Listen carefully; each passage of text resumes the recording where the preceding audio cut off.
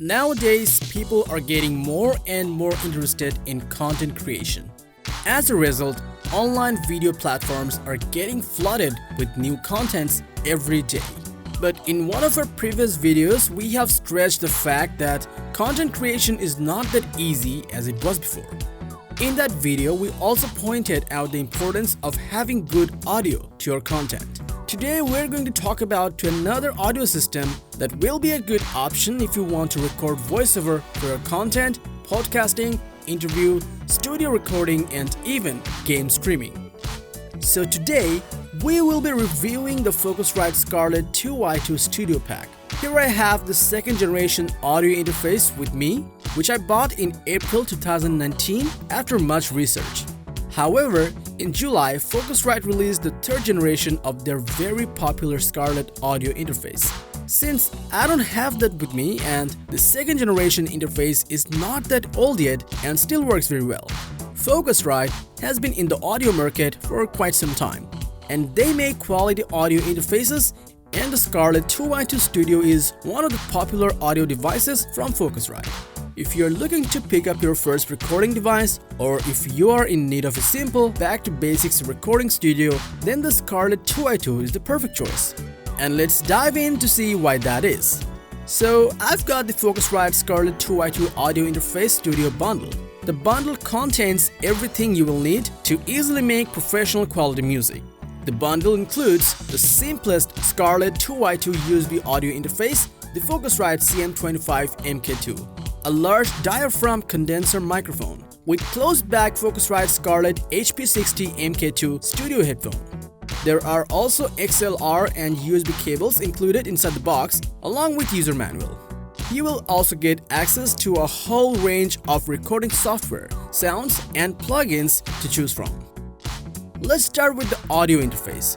The 2i2 audio interface is a featured pack entry-level unit which is the heart of this studio. The USB interface doesn't weigh that much and can be easily carried anywhere. On the front of the interface, it has two dual-purpose XLR and jack input ports so that you can connect your instrument along with the microphone. The input stage can be switched between line or instrument levels on both inputs independently. Just like the first generation devices, the second generation also feels absolutely amazing, as it comes in an all-aluminum chassis that feels very rugged. The dials are all nicely attached except for the headphone dial, which does wiggle around quite a bit, and the XLR ports are not loose at all. The gain control dial also has ring light to indicate when it's getting a signal or when clipping. There is a 48-volt power button to turn on or off phantom power for both channels. There is also a direct model switch to turn on or off zero latency monitoring, a monitor dial to control the outputs on the back of the interface, a headphone volume control, and 6.3mm headphone output which allows you to listen in real time. On the back, there is a USB plug which allows you to connect this to your computer, and you will also have a set of 6.3mm outputs to connect to your powered amp or powered monitors. The included microphone is a condenser mic that uses a small diaphragm capsule which is 20mm in diameter and records audio at cardioid pattern. If you have already watched our Blue Yeti microphone review, then you already know that cardioid pattern microphones record better quality sound from sources that are directly in front of the microphone.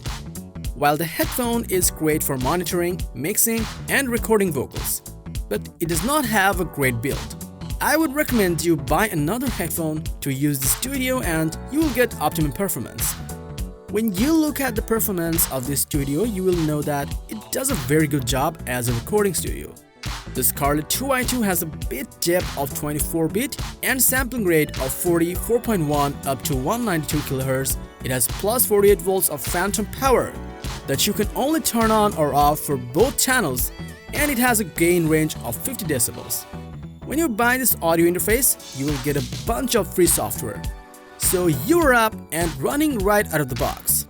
Those apps are compatible with Windows 7 and higher and Mac OS X 10.10 and higher. If you have watched our previous videos, then you will know we have reviewed the Blue Yeti microphone. I will leave the link on the description for those who haven't watched the video yet. Both Blue Yeti and the Scarlett 2i2 are great for beginners, and people often get confused when selecting an audio recording device for themselves. I personally used and tested both so that I could determine which one is better. When it comes to designs and build, both are quite well built. Blue Yeti has a classic retro look and every part of the Scarlett 2i2 has a modern design. Personally, I like classic looks in modern devices. That's why I would prefer the Blue Yeti. Blue Yeti has 4 different recording patterns that can be useful in 4 different situations. It is a better choice if you want to do podcasts. On the other hand, the Scarlett 2i2 offers only one, but it can be useful when you want to record a song. The Scarlett 2i2 doesn't have a mute button, but the Blue Yeti has one. Scarlett 2i2 and Blue Yeti are both portable devices. You won't need much space to carry them, but the Blue Yeti is one single device and the Scarlett Studio has 3 different parts. And to let it work perfectly, you will need a stand. So in case of portability, the Blue Yeti wins. If you are thinking of recording a song and you don't know which one to choose between these two, we are here to help.